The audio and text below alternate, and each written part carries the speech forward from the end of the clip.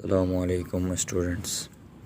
तो आज हम आपको किडनी फेलियर की ट्रीटमेंट के बारे में बताएंगे। और किडनी फेलियर की जो ट्रीटमेंट होती है स्टूडेंट्स, उसका जो मेथड है इसको हम कहते हैं डायलाइसिस। और डायलाइसिस आप समझाते हैं तो याद रखिए, डायलाइसिस एक मेडिकल प्रोसीजर है। मेडिकल प्रोसीजर से मुराद ये है कि डॉक्टर्स यानी इस मेथड को इस्तेमाल करते हैं। अब क्यों इस्तेमाल करते हैं? To separate unwanted and toxic substances from the blood by artificial means. तो इसमें से जो अनवांटेड और टॉक्सिक सब्सटेंस है जो हमारी बॉडी को नीड नहीं है, वो क्या होंगे, ब्लड से आर्टिफिशियल तरीके से निकाल देंगे। आर्टिफिशियल मीन्स आप समझते हैं कि आर्टिफिशियल मीन्स कि किसी डिवाइस के ज़रिए या किसी इंस्ट्रूमेंट के ज़रिए हम क्या कर देंगे, ये निकाल देंगे। जैसे ये मशीन है, ये आर्टिफिशियली प्रिपेयर की है, ह्यूमन मेड है, और इसके ज़रिए क्या कर देंगे, हम रिमूव कर देंगे उन टॉक्सिक सब्सटेंसेस को, और इसी को हम क्या कहते हैं, डायलाइसिस कहते हैं। तो अब डायलाइसिस किन की जाती है?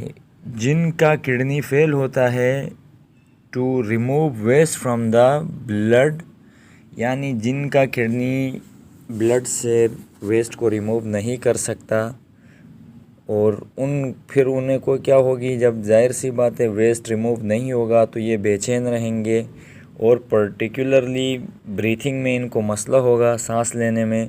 और लेटर ऑन वहाँ पे जो बायोकेमिकल कंपोनेंट्स हैं, जो यूरिया, यूरिक एसिड जो एक्यूमुलेट हो गए, वो cause serious damages to body के अंदर कोई ख़तरनाक किस्म का नुकसान भी पहुंचा सकते हैं, और ये हार्ट फेलियर तक भी इसका यानी कॉज हो सकता है, यानी कि हार्ट भी उसका क्या कर जाए, काम करना छोड़ दे, तो ये हो सकता है। तो अब उसके लिए क्या कर दिया है, उसके लिए मुख्तलिफ़ यानी ट्रीटमेंट के तरीक़े हैं। डायलाइसिस अप्लाइड की जाती है उन पेशेंट्स पे जिनका किडनी काम नहीं कर रहा। तो अब ये जो डिफरेंट टाइप ऑफ डायलाइसिस हैं, ये एक तो पेशेंट की क्या नीड है और यानी बीमारी की शिद्दत क्या है, उसको देख के फिर बताएंगे कि वो हीमोडायलाइसिस के ज़रिए क्यूर होगी, ketone continuous renal replacement therapy होगी, या इसमें पेरिटोनियल डायलाइसिस के ज़रिए ये सही होगा, फिर वो देखा जाता है।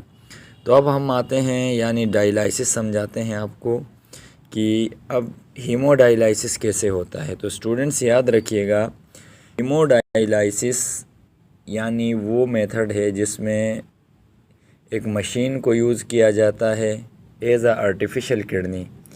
यानी वो आर्टिफिशियल किडनी से मुराद ये है कि नेचुरल किडनी नहीं है, मैन मेड एक किडनी है जो कि उसका काम करेगी, किडनी का काम करेगी वो।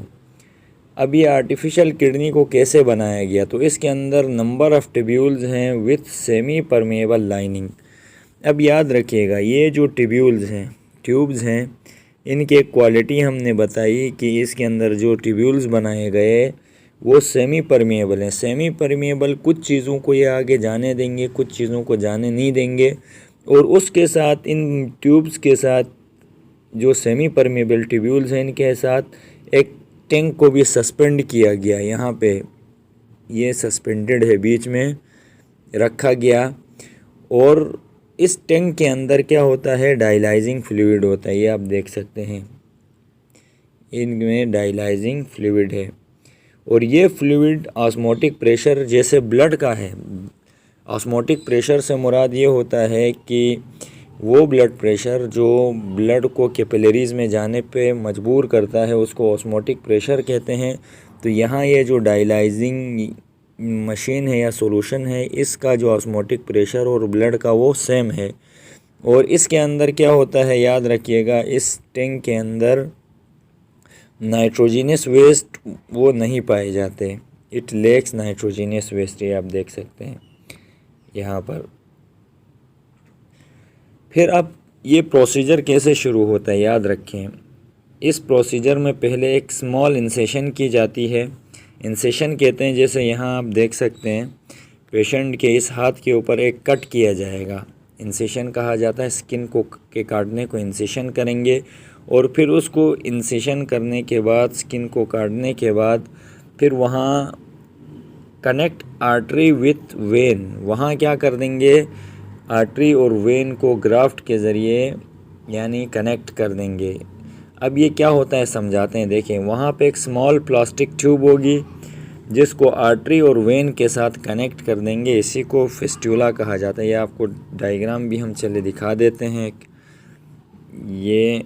ये देखें, ये जो डायग्राम है इसमें हम आपको समझाएंगे कि फिस्टुला क्या चीज़ होता है। तो हमने बताया था फिस्टुला एक स्मॉल प्लास्टिक ट्यूब होती है। ये आप देख सकते हैं यहाँ पे, वो प्लास्टिक की ट्यूब जिसको हम आर्टरी, जो रेड कलर से शो किया है आर्टरी में, और ये जो ब्लू कलर से शो किया है वेन के अंदर, इसको कनेक्ट कर देते हैं। इसी को हमने कहा फिस्टुला कहा। तो ये इंसेशन कट किया। कट करने के बाद क्या किया स्टूडेंट्स, वहाँ पर हमने उस आर्टरी और वेन को वहाँ कनेक्ट कर दिया फिस्टुला के साथ। तो अब उसके बाद याद रखिएगा कि when the circuit is completed, जब ये सर्किट कंप्लीट हो जाएगा, वहाँ हमने ट्यूब, प्लास्टिक की वो ट्यूब डाल दी, फिर वहाँ 2 नीडल्स इंसर्ट कर देंगे आर्टरी और वेन में, उस ट्यूब के अंदर प्लास्टिक की। फिर क्या कर देंगे याद रखिएगा, फिर वहाँ पर इन नीडल को कनेक्ट कर देंगे, एक को आर्टरी के साथ और दूसरे एंड को कनेक्ट कर देंगे डायलाइसिस डिवाइस के साथ। फिर यहाँ पर क्या होगा, ब्लड कोलेक्ट जो होता है पेशेंट से वो फ़िल्टर होगा। यहाँ उसकी क्या होगी, फ़िल्ट्रेशन होगी, यानी उसमें से जो चीज़ें चाहिए वो ब्लड में वापस शामिल हो जाएंगी और जो नहीं चाहिए वो रिमूव हो जाएंगी। इस प्रोसेस में waste product from the blood passing into dialyzing fluid by diffusion. अब यहाँ से जो फ्लूइड आ रहा है, ये देखें, ये यहाँ डिफ्यूजन के ज़रिए आएगा। तो during this process waste product from the blood passing into dialyzing fluid by diffusion. फिर क्या होगा, ये ब्लड पंप बैक होगा into the vein of the patient में जाएगा, जो कि कनेक्ट है other end of the dialysis devices, यानी ये दूसरी तरफ से डायलाइसिस मशीन के साथ क्या है, कनेक्ट है। अब याद रखिएगा स्टूडेंट्स कि यही जो सिमिलर फंक्शन है किडनी का, जो क्या डायलाइसिस मशीन जो काम कर रही है किडनी का, वही काम ये भी परफॉर्म कर रही है।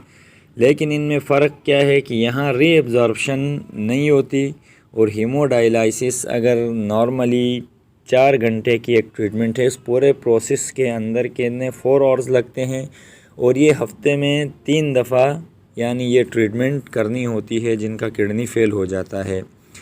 अब इस प्रोसेस के अंदर कुछ मसाइल हैं, कुछ कॉम्प्लिकेशंस हैं, जिसमें से क्या है, एक तो डायलाइसिस करवाते हुए ब्लड इन्फेक्शन, यानी ब्लड के साथ कोई जरासीम भी आ सकते हैं। थ्रोम्बोसिस कहते हैं वो कंडीशन जिसमें ब्लड वेसल्स के अंदर क्या हो जाता है, ब्लड क्लॉट हो जाता है, इसको हम कहते हैं थ्रोम्बोसिस। तो इसका भी एक ख़तरा रहता है जिसकी वजह से वहाँ फ़िल्ट्रेशन नहीं होगी। अब हम क्या करते हैं, अब इस थ्रोम्बोसिस या क्लॉटिंग को रोकने के लिए वहाँ एंटीकोगुलेंट्स यूज़ करते हैं, लेकिन एंटीकोगुलेंट्स जब ऐड कर देंगे तो वहाँ इंटरनल ब्लीडिंग के भी ख़तरात हैं। तो हीमोडायलाइसिस में ये 3 किस्म के यानी ख़तरात रहते हैं। तो ये आज आपका टॉपिक था हीमोडायलाइसिस के बारे में कि किडनी फेलियर में हम डायलाइसिस कैसे करते हैं पेशेंट की। तो उम्मीद है